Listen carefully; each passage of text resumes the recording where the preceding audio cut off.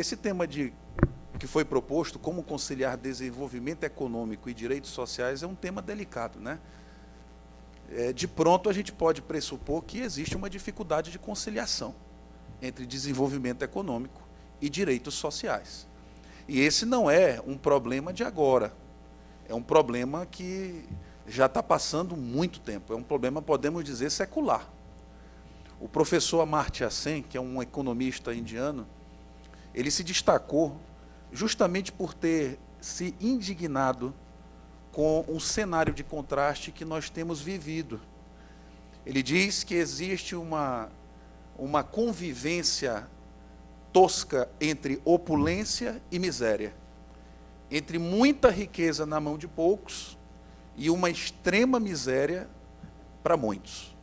Esse cenário, para algumas pessoas, significa desenvolvimento, para outras significa realmente uma tragicidade da história humana. E aí, a minha perspectiva, até como juiz do trabalho, a minha proposta nessa noite, eu fiquei feliz porque muito do que foi mencionado pelo professor Agustin bateu um pouco com aquilo que eu ia mencionar, demonstra uma afinidade até aí transcendental daquilo que nós íamos mencionar, mas eu queria fazer uma exposição de 3 ideias e, ao final, tirar uma conclusão. A primeira ideia que eu queria trabalhar com vocês é sobre desenvolvimento e essa conciliação com o aspecto social, desenvolvimento econômico e resguardo dos direitos sociais. A primeira reflexão, eu vou me permitir fazer uma digressão histórica com vocês. É muito bom a gente voltar no passado para compreender o que aconteceu e não cometer erros novamente. Nós fazemos muito isso quando nós estamos no âmbito dos direitos humanos, dos direitos fundamentais. Nós voltamos muito para a época do Holocausto, né? Onde nós nos defrontamos com aquele cenário de horror, e aí nós nos apercebemos das quantidades de erro que nós cometemos, inclusive no aspecto jurídico, que naquela ocasião foi até utilizado, foi um instrumento para legitimar aquelas atitudes. Mas eu queria voltar um pouquinho mais atrás, voltar mesmo para o século XIX, final do século XIX, para aquilo que nós chamamos de os horrores da Revolução Industrial. Quando nós estudamos a legislação social, o direito do trabalho, a gente não pode perder a perspectiva de que tudo isso foi fruto e decorrência de uma coisa chamada questão social. E essa questão social, essa expressão, na verdade é um grande eufemismo para esconder uma espécie de holocausto, que foi justamente os horrores de um desenvolvimento, aspas, econômico, um capitalismo industrial voraz, que buscava apenas o lucro, em prejuízo e em detrimento das vidas humanas. Quando a gente volta para a questão social, o que nós enfrentamos? A saída da Idade Média, o ingresso na Idade Moderna, um certo êxodo rural, uma industrialização, muita gente saindo dos campos para ir para as cidades, em busca de trabalho. Essas pessoas se apresentaram ao trabalho e os patrões da época começaram a perceber que aquela diretriz do Adam Smith a respeito da mão invisível seria um grande instrumento de lucro, porque a oferta era muito maior do que a procura. Quando isso se trabalhava com produtos, mercadorias, até que poderia, de algum modo, sei lá, funcionar. Mas quando isso foi aplicado para a área humana, para o campo do direito do trabalho, isso gerou uma injustiça terrível, porque começou-se a explorar sistematicamente a dignidade humana dos trabalhadores. Então, o que aconteceu? Salários míseros. Salários míseros. Você ofertava uma quantia ou propunha uma quantia, o desespero de não ter trabalho fazia com que outros trabalhadores propunham valores menores e outros menores, e virava um leilão dantesco de entrega, né, da própria saúde. Então, primeiro um salário que era mísero.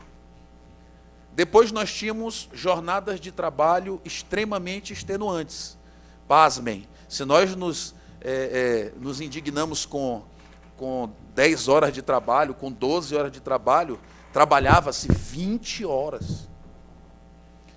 Tinha gente que nem voltava para sua casa porque dormia na própria fábrica, justamente porque terminava meia-noite e tinha que 4 da manhã levantar para começar a trabalhar, porque tinha que produzir, tinha que ter desenvolvimento econômico. Meio ambiente do trabalho nessa época, terrível. Ambientes periculosos, insalubres, penosos. Adicional de salubridade não existia nem um salário mínimo. Então nós vamos ver, por que eu estou fazendo esse retorno ao passado? Porque é importante que a gente perceba o que significa o desenvolvimento econômico quando ele não tem balizas éticos-sociais. Quando ele não tem freios. Quando ele está sujeito a uma mão invisível que, na verdade, tem um dono. E ela conduz sempre para o mesmo campo. Como muito bem destacou aqui o professor Augustin, é um raciocínio de etapas. Primeiro o desenvolvimento econômico, depois o desenvolvimento social. Isso não é um raciocínio adequado. E a gente tem vivido isso já desde a Revolução Industrial. E a justiça social não chega. Embora o desenvolvimento econômico, para alguns, esteja aumentando vertiginosamente. Quais são os efeitos daquilo que o professor Ingo Sarles chama de instrumentalização inconsequente? Ou seja, o homem se volta para a natureza, porque eu falei aqui de um desgaste, de um extermínio humano. Mas claro que por trás tinha o extermínio da natureza também, a questão ambiental, né? As máquinas, as produções, tinha até uma expressão que falava, onde tem lama tem dinheiro. Onde tinha bagunça, lama, derrubavam as coisas porque ali tinha dinheiro. Então, um aspecto não só social, mas também o ambiental. Quais são as consequências do homem ter tentado dominar a natureza sem freios, instrumentalizar essa natureza? A questão ecológica, como foi mencionado aqui, a questão ambiental, mas também gerou crise social, injustiça, vilipêndio ostensivo da dignidade humana. Tudo isso veio já desde aquela época. Nós temos crise ambiental, crise social, mas crescimento econômico. Veja que a conciliação do desenvolvimento econômico com a questão social é algo que já tem que nos preocupar já desde a história, já do século XIX. E a gente poderia ir mais atrás, mas não vale a pena. Então, uma coisa que precisa ficar muito bem fixado nesse primeiro raciocínio é aquilo que o professor Amartya Sen, no livro chamado Desenvolvimento como Liberdade, em que ele discute o que é desenvolvimento. Desenvolvimento hoje, na época que ele publicou o livro, que se eu não me engano foi no ano 2000, ele dizia, o desenvolvimento para esses países é só dinheiro? É desenvolvimento econômico? É isso que significa? Porque, pasmem os senhores, o índice de desenvolvimento que era utilizado pela Organização Mundial era um índice patrimonialista, porque era simplesmente a renda per capita, valores. É evidente que quando muitos têm muito, isso quando é distribuído per capita fica até razoável. Mas a injustiça social perpetra, continua vigorando, não é verdade? Jorge tem 1 milhão e eu não tenho nada. Numericamente, cada um tem 500, mas eu estou passando fome. Ele está bem. Então, essa perspectiva estava errada e o Amartya Sen, indiano, portador de uma perspectiva que o professor mencionou aqui, é um desenvolvimento diferente do ocidental. Ele, peraí, desenvolvimento para vocês é isso, para a gente é outra coisa. Não existe desenvolvimento se eu não enxergar um pai de família levando comida para sua casa. Veja a mudança de perspectiva. E foi tão importante a crítica do professor Amartya Sen, que a tese dele foi adotada e hoje nós somos medidos, os países são medidos pelo IDH, que é o Índice de Desenvolvimento Humano. E não só hoje se parte do pressuposto de uma distribuição de renda patrimonial, mas leva-se em conta também educação, nível de escolaridade, desenvolvimento político, democracia. Veja que a perspectiva mudou. E como é bom a gente fazer uma crítica bem pontuada. Desenvolvimento é sempre desenvolvimento econômico ou precisa realmente incluir o social nisso? Pelo menos oficialmente esse discurso já começou, né, a ser incorporado. A segunda reflexão que eu trago já pegando esse aprendizado dos horrores da Revolução Industrial, e já dentro dessa perspectiva que foi abraçada lá na Carta de Filadélfia, né? Já nessa perspectiva da ONU de desenvolvimento econômico e também social, a gente passa por uma reflexão que entra naquilo que o professor Augustânio também já mencionou, que é um conceito novo. Um conceito que é o chamado de desenvolvimento sustentável.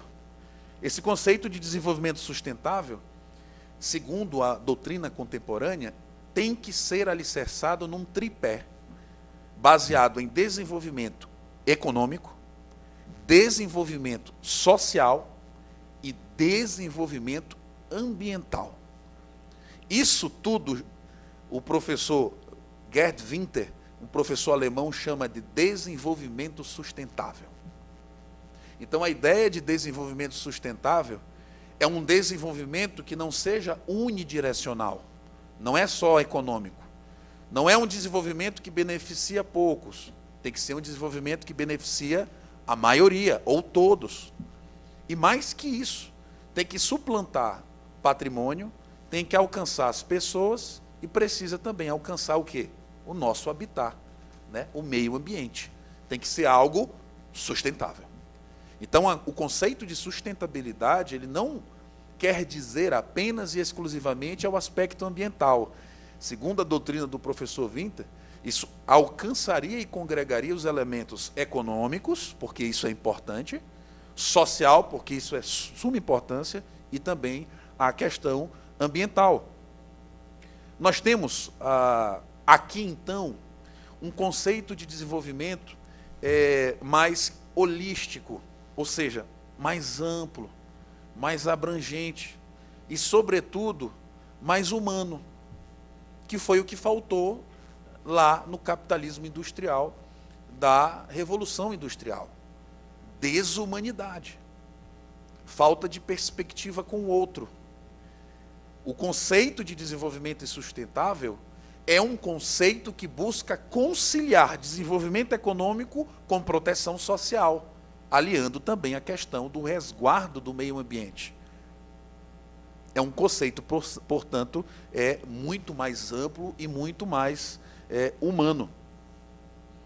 O professor Ingo Sarlet, num livro que é espetacular, eu recomendo para vocês, o livro é de 2011, Direito Ambiental Constitucional. Ingo Sarlet. Ingo Sarlet e Tiago, um outro nome lá, um sobrenome que é complicado, Fechtenstein, é um nome estranho, mas o livro é Direito Ambiental Constitucional, é da RT. Esse livro é espetacular, porque ele parte desse pressuposto de desenvolvimento sustentável e desenvolve isso muito bem. E o professor Ingo Sarlet disse que o conceito de desenvolvimento sustentável, defendido pelo professor Winter, já abraçado até pelos organismos mundiais, ele é plenamente adequado ao nosso panorama constitucional.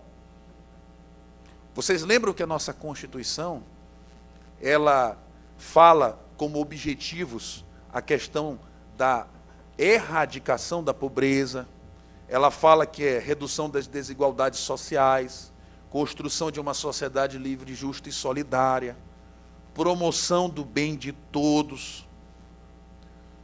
São diretrizes constitucionais. Não são promessas de político. Quando a gente fala hoje na teoria contemporânea constitucional, a gente parte do pressuposto que a Constituição não é mais um simples documento político, em que se resguardam programaticamente algumas tutelas. Hoje a Constituição é vista como norma jurídica, né? Ela pode ser usada no dia a dia dos advogados, dos juízes da sociedade. Nas peças, os advogados invocam a Constituição, às vezes até sem ter lei, porque ela tem força normativa. Então essas diretrizes da Constituição, elas têm que ter uma força, têm que ter um estímulo, nos trazer esse estímulo de tentar construir isso, inclusive através do direito. E esse é o nosso papel. Na minha terceira reflexão, já tendo sentido um pouco a respeito dessa atroz distância entre desenvolvimento econômico e proteção social que a gente viu na Revolução Industrial, já percebendo que o contexto atual, mundial, da doutrina contemporânea, de desenvolvimento sustentável, que inclui a proteção social, é adequada para o nosso ordenamento jurídico, o que teria na nossa Constituição mais que confirmaria essa nossa capacidade de conciliar isso, teoricamente, juridicamente, e depois colocar na prática? Eu queria fazer duas reflexões nesse terceiro tópico com vocês, destacando coisas que a gente geralmente não lê nos manuais, geralmente pouco as pessoas debatem, e às vezes partem de um pressuposto equivocado.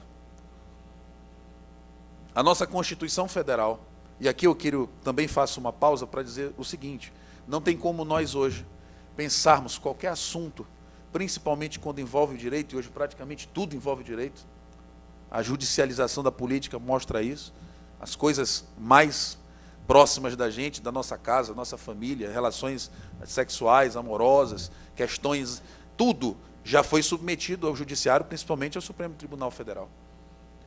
Então, o discurso constitucional hoje é o centro de qualquer argumentação jurídica, por isso que aqui eu vou centrar na Constituição.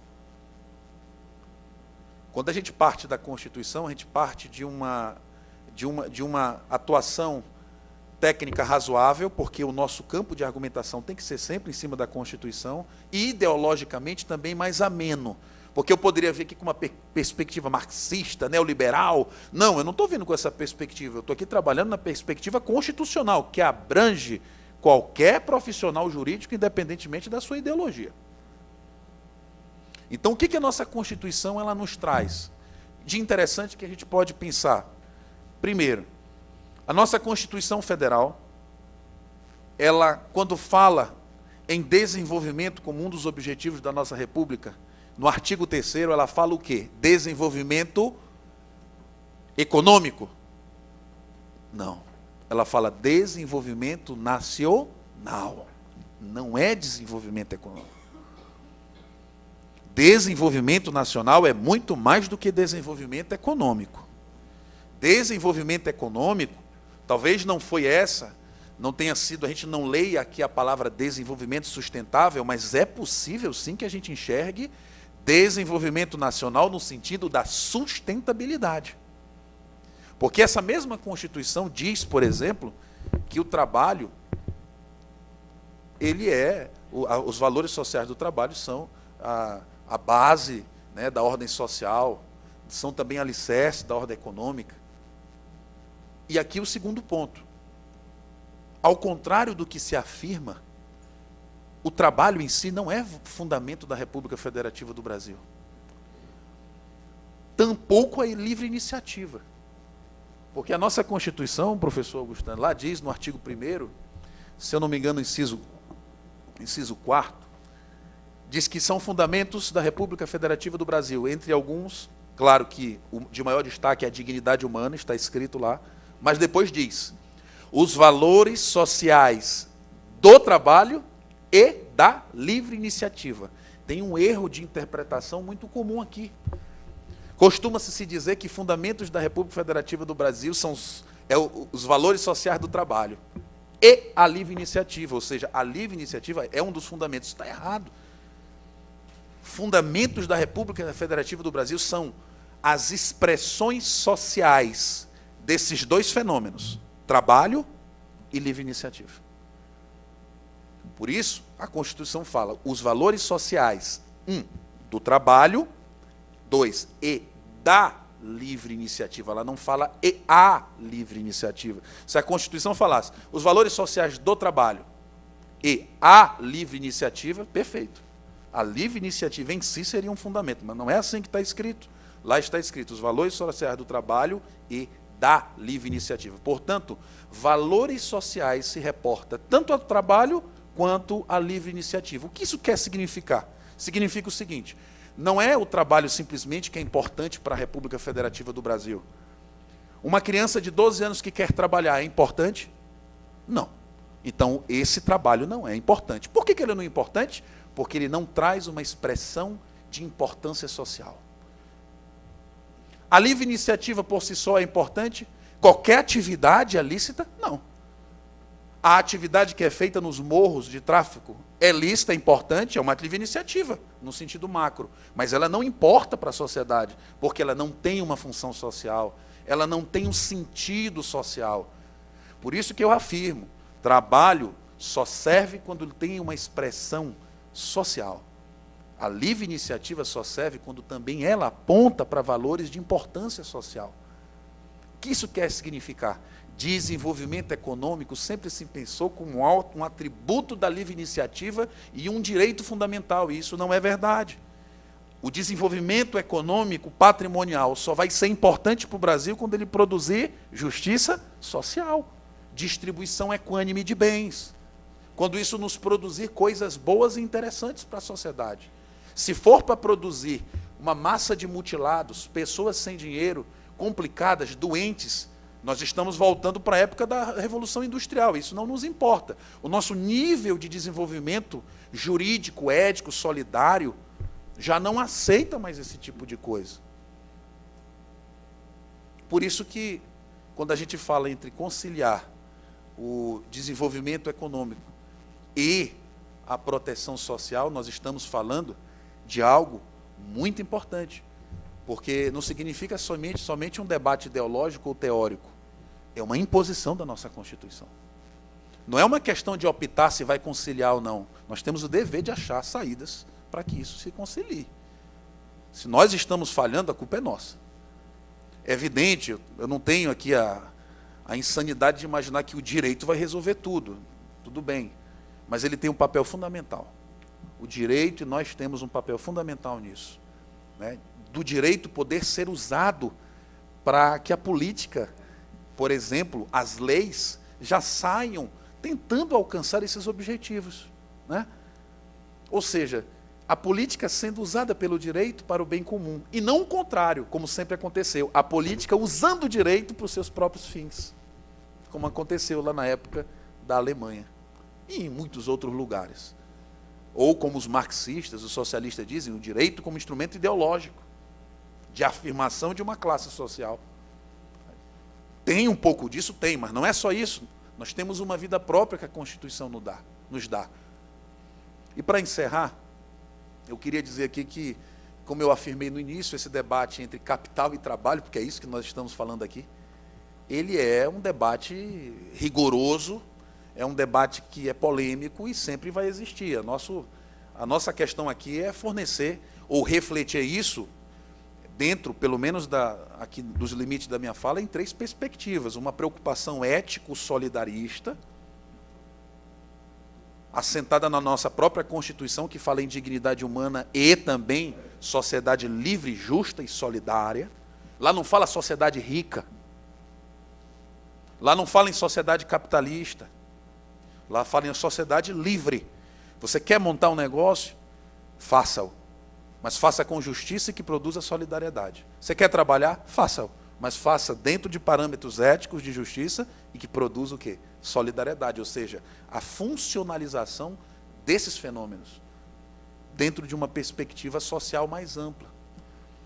O Amartya Sen, ele dizia o seguinte: o desenvolvimento consiste na eliminação de privações de liberdade que limitam as escolhas e as oportunidades das pessoas de exercer ponderadamente sua condição de cidadão. Para o Amartya Sen e também para a nossa Constituição, só cabe desenvolvimento se produzir pessoas capazes de se alimentar, capazes de estudar e capazes de ir cada vez mais longe na vida. Essa é a perspectiva que a gente não pode perder. Se a gente quiser conciliar desenvolvimento econômico com justiça social, esse é um desafio que impõe para cada um de nós, seja advogados, juízes, promotores ou qualquer cidadão. Nós temos então que ter uma ideia de desenvolvimento não meramente econômico, mas ver como um fenômeno garantidor de melhoria de condição social. Ou seja, o desenvolvimento econômico só será válido quando envolver efetivamente desenvolvimento humano. E repito, essa não é uma questão da minha ideologia, é uma questão que todos nós escolhemos e colocamos na carta mais importante desse país, que é a Constituição da República. Eu agradeço a oportunidade da palestra. Obrigado.